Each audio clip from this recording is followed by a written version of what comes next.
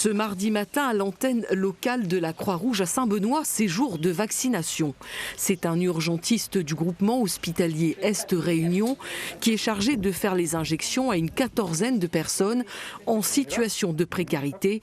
Elles ont été informées par les équipes sur le terrain. Il y a eu un gros travail de préparation qui a été fait par les équipes mobiles de la Croix-Rouge sur la ville de Saint-Benoît.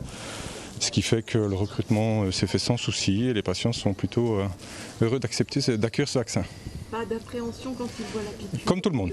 Oui, ils posent des questions sur l'efficacité, est-ce qu'ils seront vraiment protégés à l'issue de cette piqûre, est-ce que le vaccin est douloureux, quels sont les effets. Voilà, les mêmes questions que nous on se pose avant de se faire vacciner. On a une partie qui le souhaite, une partie qui ne le souhaite pas pour des raisons qui leur sont propres, une partie qui a des doutes aussi sur lesquels on essaye d'apporter des réponses. Depuis le début de l'épidémie de Covid-19, les acteurs de la Croix-Rouge, salariés comme bénévoles, sont mobilisés pour aider les plus fragiles. Une crise qui ne leur fait pas oublier que la dengue court aussi avec des formes graves.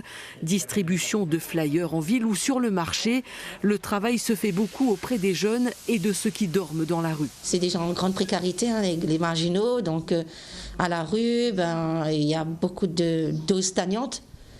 C'est des gens qui vivent plutôt, le plus souvent près des cours d'eau, des rivières, des trucs comme ça. Et puis en ville aussi, donc en ville, pas forcément les gens ont la bonne conduite de dévider les pots.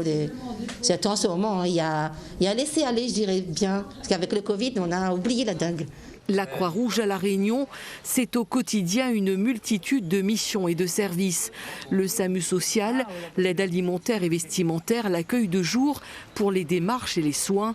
À Saint-Benoît, 25 personnes fréquentent l'antenne chaque jour. Elles y trouvent écoute et lien et se sentent un peu comme en famille.